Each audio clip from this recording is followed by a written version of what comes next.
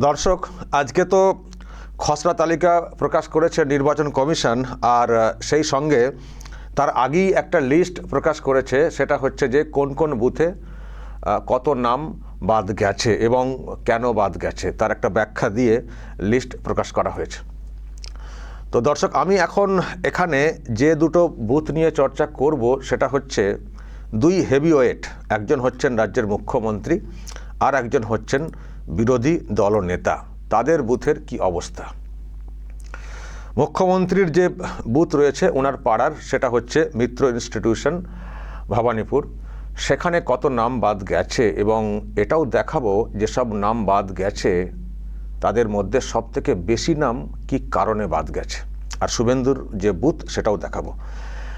আগে দর্শক আপনাদেরকে মুখ্যমন্ত্রীর যে বুথ আছে সেটা দেখাই। দেখুন, বিধানসভা কেন্দ্র হচ্ছে ভবানীপুর আর পার্ট নাম্বার 207 মিত্র ইনস্টিটিউশন। টোটাল নাম বাদ গেছে এখানে 127টা। 127। এবার দর্শক আপনাদেরকে দেখতে হবে একেবারে ডান দিকে, কারণটা কিন্তু এখানে উল্লেখ রয়েছে।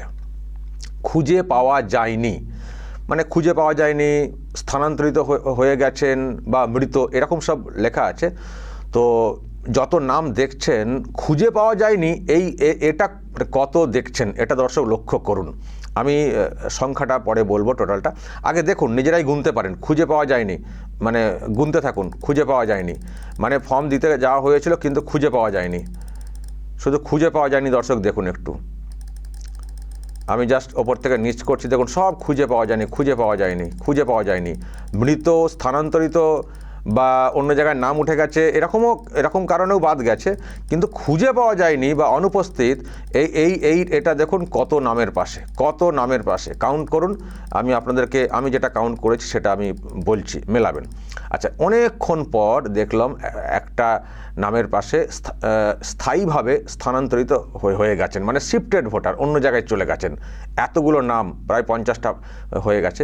তারপরে এই একটা জায়গাতে এটা দেখলাম। তারপরে দেখুন আবারও খুঁজে পাওয়া যায়নি। আচ্ছা, এখানে মৃত একটা পেলাম। তারপরে খুঁজে পাওয়া যায়নি, মৃত আর একটা পেলাম। খুঁজে পাওয়া যায়নি, অনুপস্থিত, খুঁজে পাওয়া যায়নি।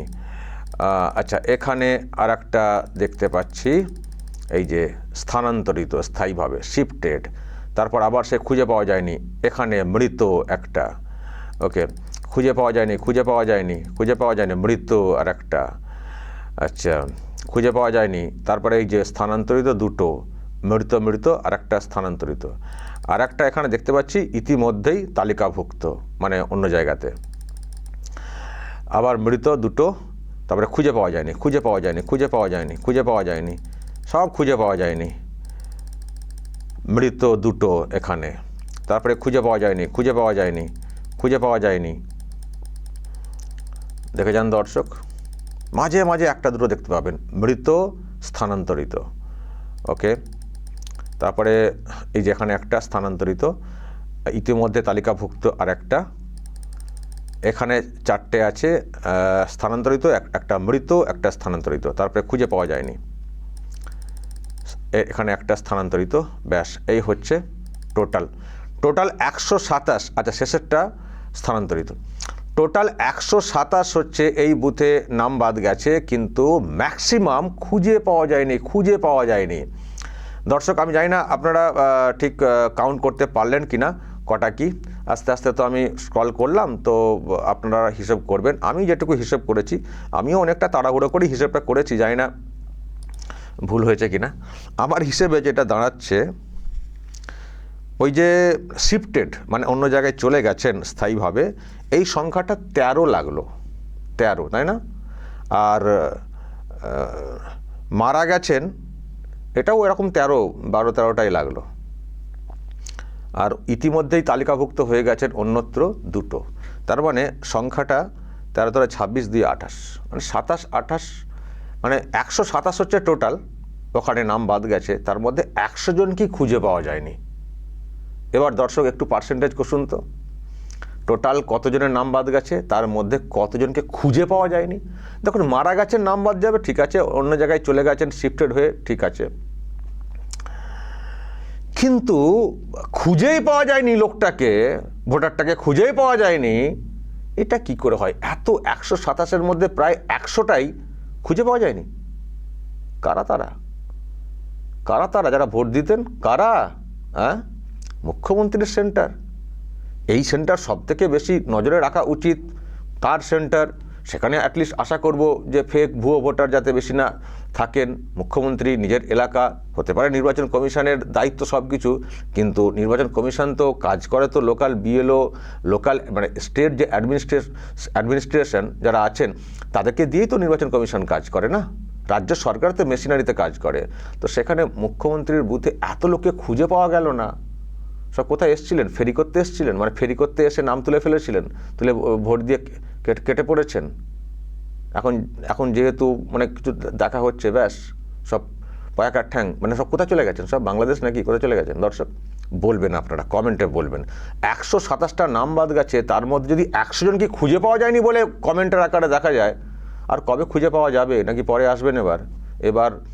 এবার আবার সেই বলেছেন না দিদি মে আই হেল্প ইউ বলে কি ক্যাম্প ট্যাম্প করবেন, তার মধ্যে আবার খুঁজে ধরে এনে নাম তোলার কোনোভাবে চেষ্টা হবে কিনা আমি জানি না। খুঁজে পাওয়া যায়নি তো বলা হয়েছে, কমিশন তো লিখছে, মানে ওনাদেরকে ফর্ম যে দেওয়া হবে সেটাই পাওয়া যায়নি। তো দর্শক, এই হচ্ছে ফিগার মুখ্যমন্ত্রীর নিজস্ব বুথ। আবারও বলছি, ভবানীপুর বিধানসভা কেন্দ্রে তো প্রায় 44,000কে মানে নাম 44,000 নাম বাদ গেছে। আর ওনার নিজস্ব যে বুথ একেবারে পাড়াতে, সেখানেই 100 জনকে খুঁজে পাওয়া যায়নি। এবার দর্শক নিশ্চয়ই আপনাদের মধ্যে কৌতূহল আছে যে শুভেন্দুর ওখানে কী, তাহলে দেখান তো। দেখাবো, নিশ্চয়ই দেখাবো। শুভেন্দুর ওখানে কি দেখতে পাচ্ছি, সেখানে কতজনকে খুঁজে পাওয়া যায়নি সেটাও দেখাতে হবে, বা কত নাম বাদ। দর্শক, এটা হচ্ছে শুভেন্দু অধিকারীর যে কেন্দ্র, সেখানের শুভেন্দু অধিকারীর এই যে নন্দনায়ক বাড় প্রাইমারি স্কুল, নন্দীগ্রাম, এখানে এটা হচ্ছে শুভেন্দু অধিকারীর বুথ। এখানে মোট নাম বাদ গেছে 11। মোট নাম বাদ গেছে 11। দর্শক, তার মধ্যে দেখুন তো কজনকে খুঁজে পাওয়া যায়নি? 1 জন। এই যে 1 জন। প্রথমে 2 জন মৃত, খুঁজে পাওয়া যায়নি 1 জন, তারপরে মৃত, বাকি শিফটেড হয়েছেন, অন্যত্র চলে গেছেন ভোটার হয়ে।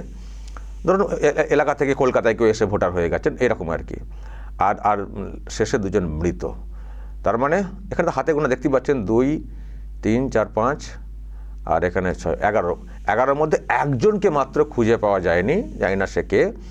কিন্তু বাকি দেখুন, ম্যাক্সিমামের একটা নির্দিষ্ট কারণ, কেউ মারা গেছেন, কেউ চলে গেছেন। এবার এটার পার্সেন্টেজ কষুন।